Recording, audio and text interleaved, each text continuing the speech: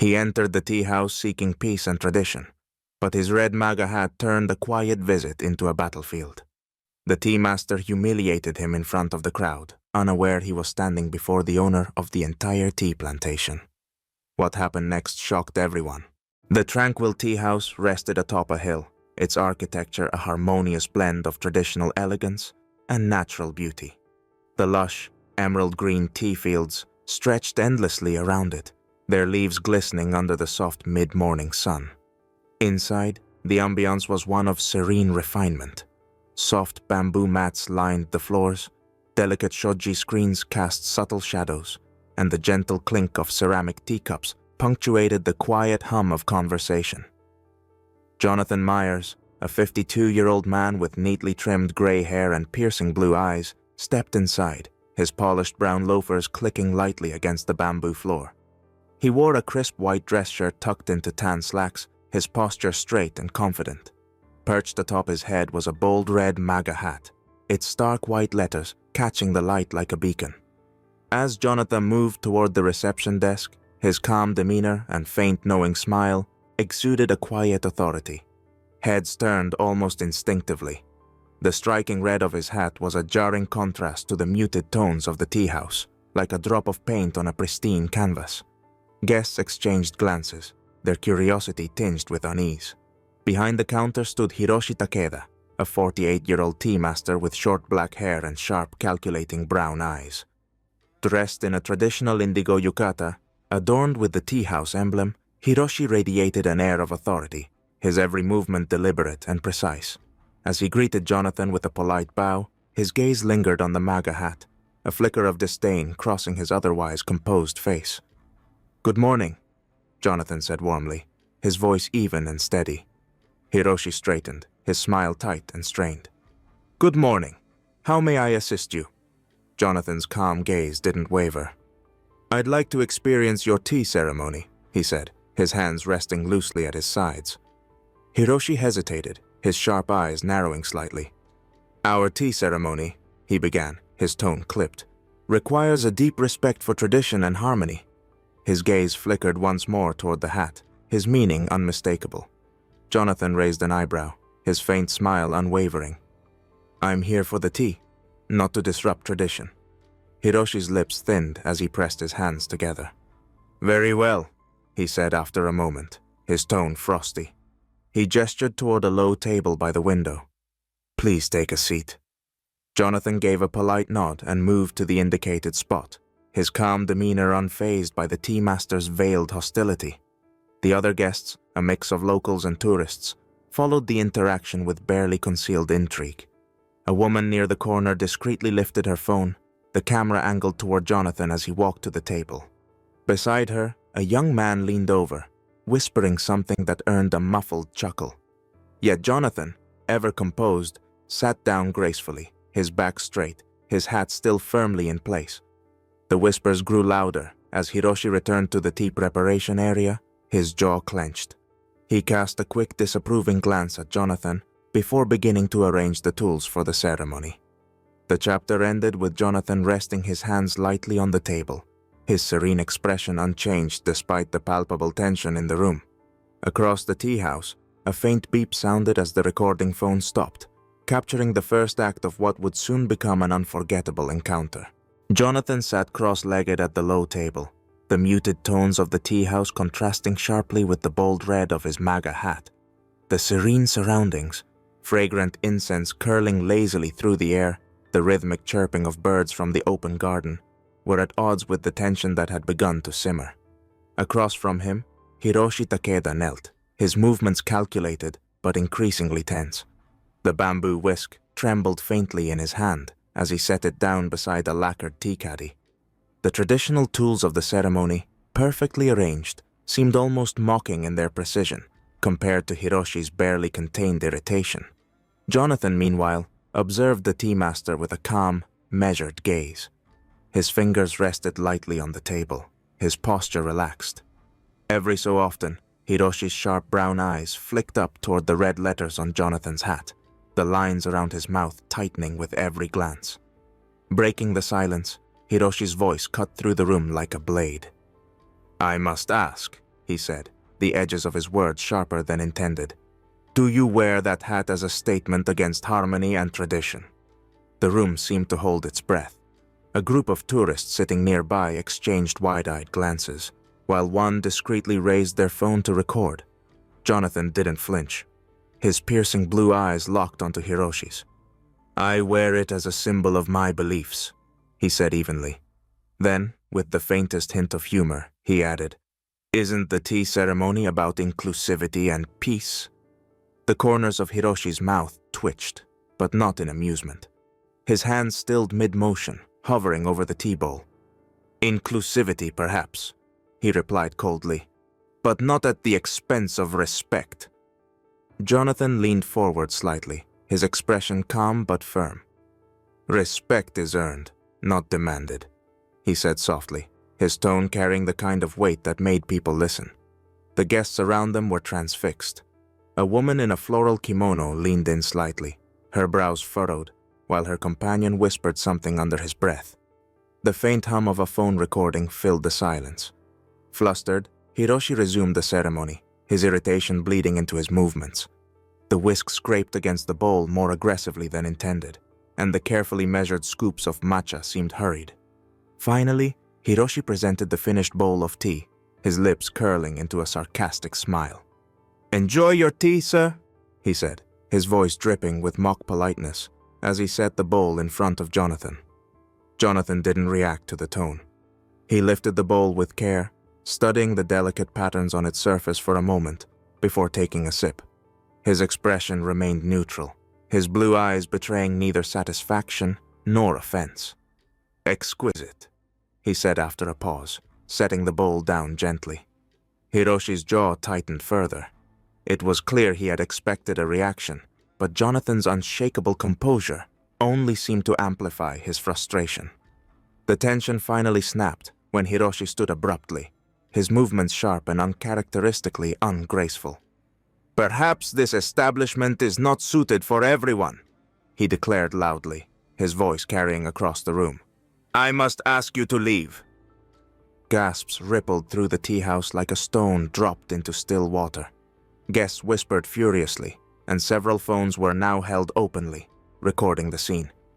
Hiroshi's usually serene demeanor had cracked wide open, and it was a spectacle too compelling to ignore.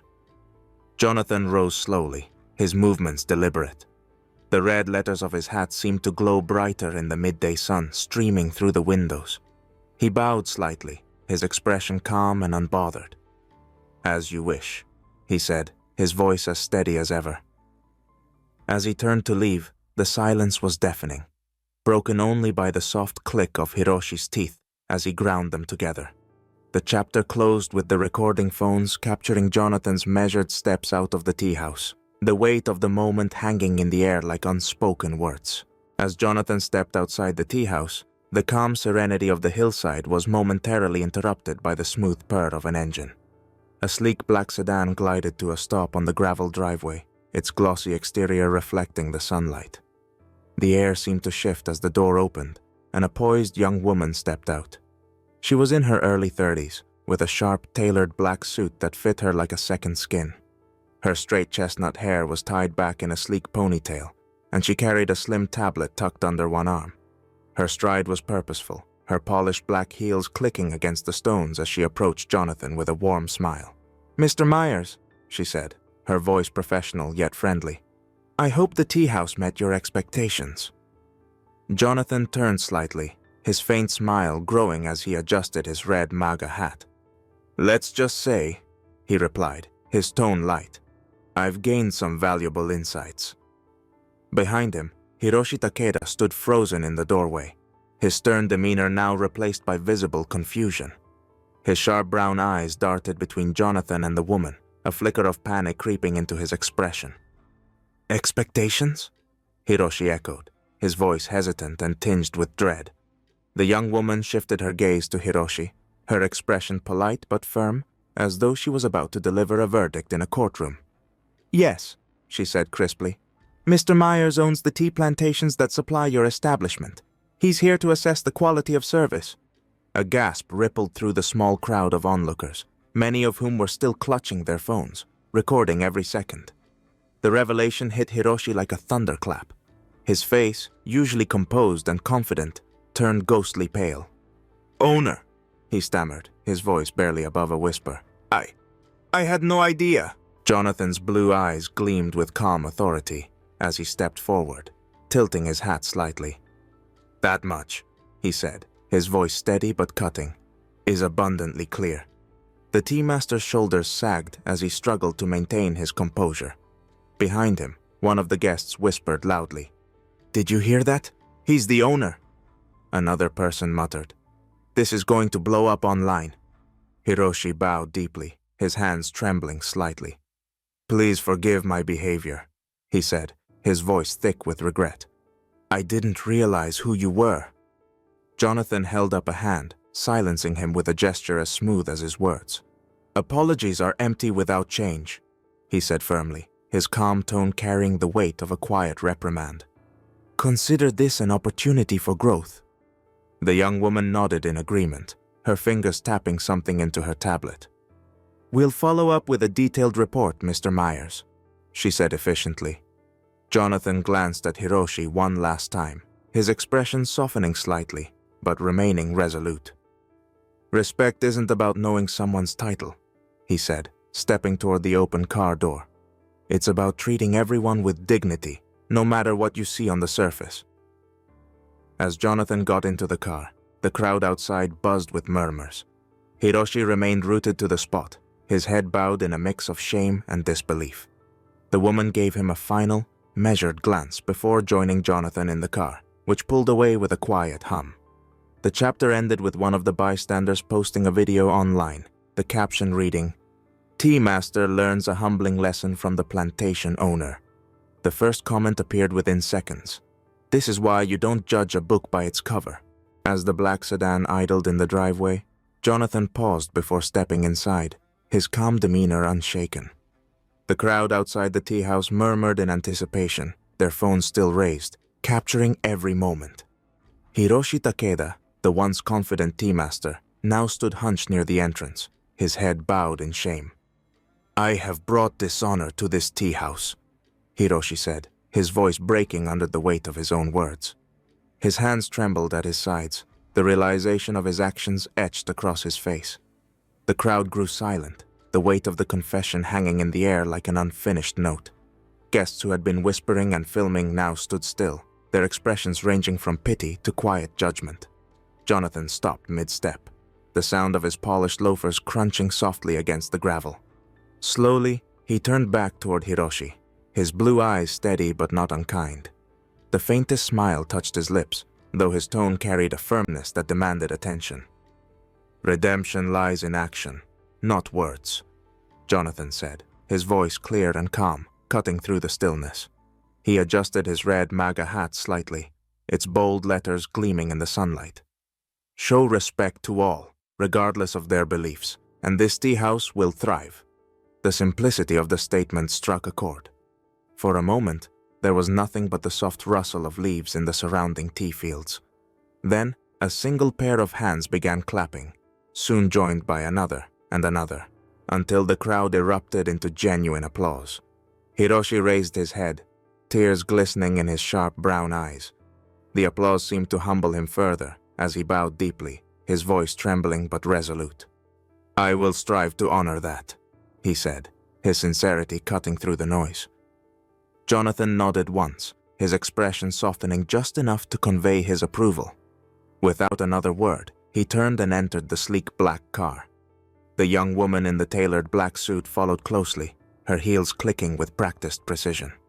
As the car pulled away, the tea house stood bathed in sunlight, its serene exterior now the center of a profound moment. One guest, a young woman in a floral dress, quickly uploaded her recording with a caption that read, "Tea Master learns a humbling lesson from the plantation owner."